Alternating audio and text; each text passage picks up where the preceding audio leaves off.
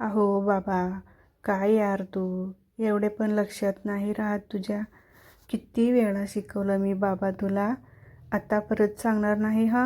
अपेक्षा लाडिकपणाने आपल्या बाबाशी बोलत होती.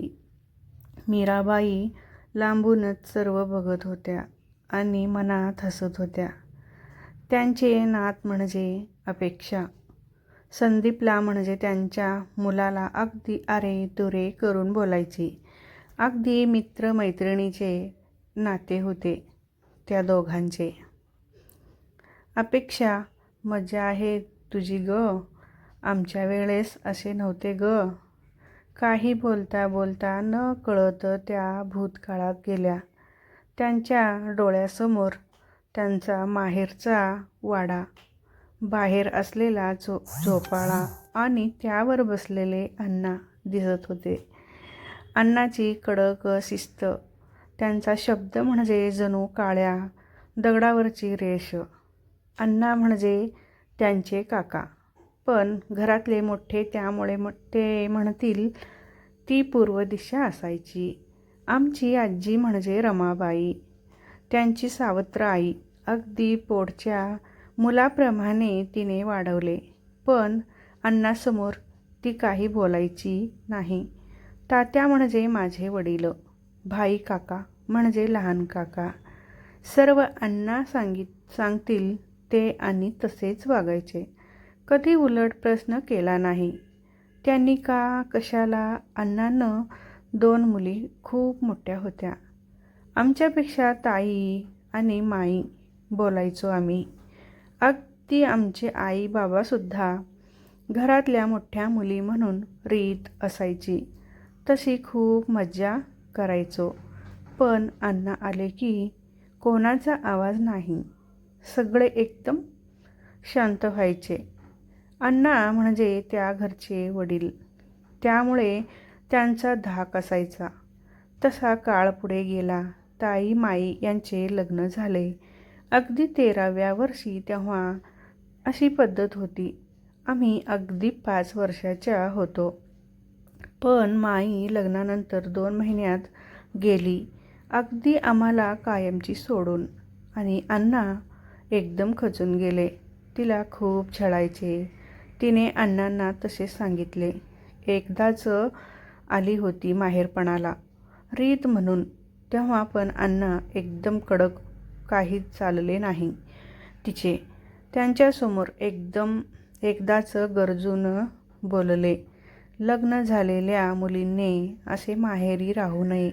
एकदा पाठवली सासरी की माहेर सुटले. मरेपर्यंत नवऱ्याचे घर सोडू नये. आज त्यांचे शब्द त्यांना आठवत होते. मुली लहान असतानाच बायको गेली होती. आत्ता ताई आणि ते आम्ही सगळे होतोच, पण त्यांच्यापुढे कोण बोलणार. भाई काका यांचं लग्न पण नुकतेच झाले होते. त्यांना मुले झाली आणि अण्णा एकदम बदलले. माई गेल्यापासून ते हळवे झाले होते. त्यांची शिस्त, त्यांचा कडकपणा हरवला होता. सुरुवातीला मला मज्जा वाटली, पण नंतर मात्र त्यांना असे बघवत नव्हते आम्हाला. आम्ही मात्र सुखी होतो लग्नाच्या बाबतीत. 20 वर्ष होईपर्यंत मग लग्न लागले. अण्णा एकदम घाईवरून बोलले, पोरी, कधी वाटलं तर बिनधास्त यायचं माहेरी. मला अजून एक पोरगी नाही गमवायची. अण्णा काय बोलतील, ओरडतील का, अशा विचार नाही करायचा.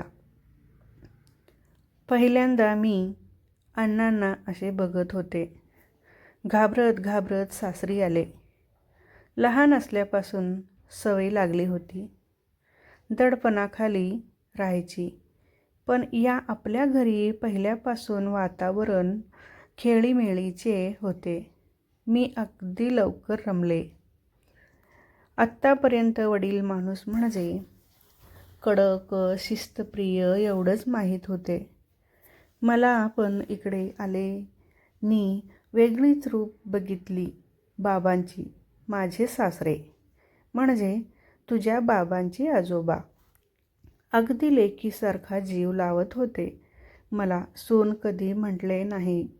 त्यांनी मला मग हळूहळू मुले झाली. संदीप, सागर, सुजेता आले, पण कधीच पसारा केला म्हणून ओरडले नाहीत की चुकले म्हणून मारले नाही. माझ्या यांनी म्हणजे त्यांच्या बाबांनी हे असे बाबा मी कधी बघितले नव्हतेच. पण त्यांचा दरार एवढा होता की एक नजर टाकली की तुझे बाबा, आत्या आणि काका लगेच गप्प व्हायचे. काळ बदलला होता. मी अण्णा, तात्या त्यांना बघत मोठी झाले होते. त्यामुळे हे सर्व नवीन होते माझ्यासाठी. आणि आत्ता तुमची पिढी म्हणजे काय अगदी ए बाबा, काय यार, काय मज्जा आहे तुमची. संदीप ऐकत होता. सर्व त्याने अपेक्षाला बाहेर खेळायला पाठवले आणि म्हणाला, आई, अगदी खरं आहे तुझे. पण ही पिढी अशी आहे की त्यांना त्यांच्या भाषेत सांगायला लागते. पूर्वीसारखं नाही जमतं ग आई, म्हणते. अरे बरोबर आहे तुझे. मी आठवण म्हणून सांगितलं. सर्व पण खरं सांगू का, हा बदल चांगला आहे खरंच. असे नाते असेल तर मुले मनमोकळेपणाने बोलतात, नाही तर मनात कुडत बसतात रे. मीराताई भरून आले. लहान असल्यापासूनच खूप रूप बघितली या बाबांची. कडक आणि शिस्तप्रिय बाबा, नुसता डोळ्यात धाक ठेवणारा बाबा. आणि आत्ता हा तुझ्यासारखा बाबा. आई रडून मोकळी होते, डोळे मिटून प्रेम करते. आणि म्हणून आपल्याला आई आवडते. पण बाबांचे तसे नसते रे. बाळ सुखरूप बाहेर येईपर्यंत बाहेर अस्वस्थ होऊन फेऱ्या घेणारा बाबा. मुलगी मोठी झाली की ती घरी येईपर्यंत तिच्या काळजीने घर डोक्यावर घेणारा बाबा. मुलाला नोकरी हवे म्हणून साहेब लोकांपुढे हतबल होणारा बाबा. आयुष्यभर साठवलेली पुंजी मुलींच्या लग्नात खर्च करणारा बाबा. आणि लग्न होऊन गेली की तिच्या आठवणीने तळमळणारा बाबा. अहो बाबांचा ए बाबा झाला तरी मनात आणणाऱ्या भावना त्याच ना रे. संदीपचे डोळे भरून आले. तो म्हणाला, हो ग आई, खरं आहे तुझे. बाबा कितीही मॉडर्न झाला तरी शेवटी बाबाच असतो. डॅड म्हणा, पप्पा म्हणा, पण भावना मात्र एकच बदललेले आहे. ते बाहरूप अंतर्मनात तो हळवा कोपरा तसाच आहे. अपेक्षा हाक मारते, ए बाबा ये ना खेळायला. संदीप जातो आणि मीराताई मात्र दोघांकडे कौतुकाने पाहत बसतात. हा तुम्हाला कसं वाटलं बाप लेकीचा कथा? नक्की आवडलं तर लाईक, शेअर, सबस्क्राईब करा. धन्यवाद. भेटूया परत पुढच्या व्हिडिओमध्ये. नमस्कार.